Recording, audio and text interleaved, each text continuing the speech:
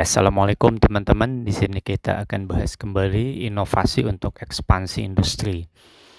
Kali ini kita akan membahas pertanyaan yang masuk. Inti pertanyaannya seperti ini ya. Apakah memang benar industri game itu berpotensi baik gitu ekspansinya di masa depan gitu ya? Ya, Bismillah jawabannya ya betul ya.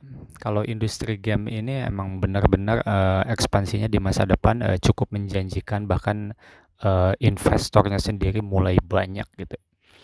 Kita lihat dari negara Arab Saudi misalnya akan menggelontorkan lebih dari 13 miliar ya, USD ya, atau sekitar 200 triliun lebih rupiah gitu ya, 200 triliun lebih rupiah untuk membeli publisher game yang terbesar atau salah satu perusahaan game yang besar.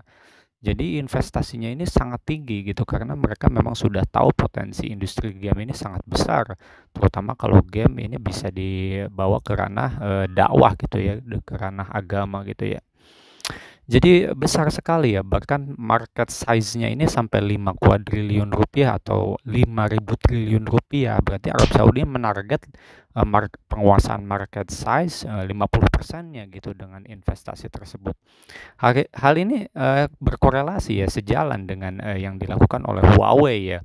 Huawei itu berinvestasi padahal hanya sekitar 100 juta renminbi atau yuan Tiongkok ya.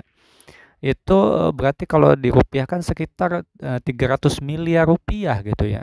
Dengan menghasilkan dengan investasi seperti itu sudah terbukti Huawei melalui apa sih ibaratnya perusahaan-perusahaan yang terkait dengan dia seperti Muntun dan ByteDance gitu sebagai induk perusahaan gitu ya, yang karyawannya lebih besar gitu ya. Tapi Muntun ini bisa menghasilkan cuan yang ya hampir setara dengan induk perusahaannya gitu. Dengan ibaratnya dengan nilai investasi 200 miliar rupiah, dia bisa menghasilkan 200 triliun. Bayangkan, hampir 10 kali lipatnya lebih ya. Bisa 1000 kali lipatnya gitu ya, mendekati 1000 kali lipatnya. Nah, dari sini bahwa kita melihat dari beberapa fenomena investasi di atas, berarti memang industri game itu jika kita menggarapnya dengan serius, dengan sistem yang berinovasi tingkat tinggi, maka menghasilkan cuan jangka panjangnya cukup bagus gitu ya. Dan ini tentunya perlu sinergi juga dengan kalangan triple helix-nya, sebagaimana yang pembahasan dahulu kita pernah bahas gitu ya tentang triple helix ini.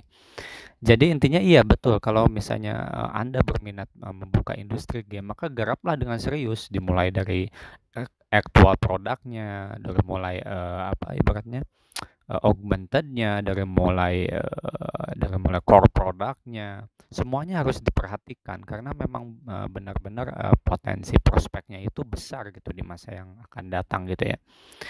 Jadi intinya seperti itu ya, mungkin apa kira-kira mungkin ya kalau misalnya kita jabarkan langkah-langkah ke depannya ya, kita Pancanomics juga untuk ke depannya juga mengajak bagi UKM atau misalnya pengusaha yang minat untuk berkolaborasi gitu ya, dalam program virus nudge atau virus need achievement dalam industri game Pancanomics gitu ya. Kita silahkan aja kita membuka sebuah kelas gitu ya untuk baik anak-anak maupun udah yang sudah dewasa gitu, yang sudah expert gitu. Kita sama-sama membangun industri game dengan orientasi bukan hanya keuntungan semata, tapi untuk tujuan memperbaiki mental masyarakat gitu.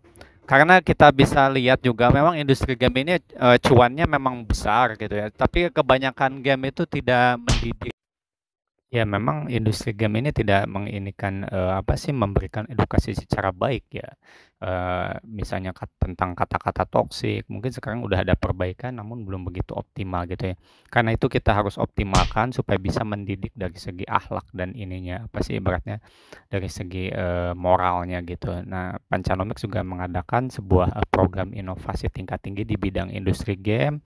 Bagi yang berminat, silahkan di ini, apa sih, klik, bagaimana apa sih ibaratnya konsepnya gitu, bisa ditanyakan langsung, via japri ke saya gitu ya.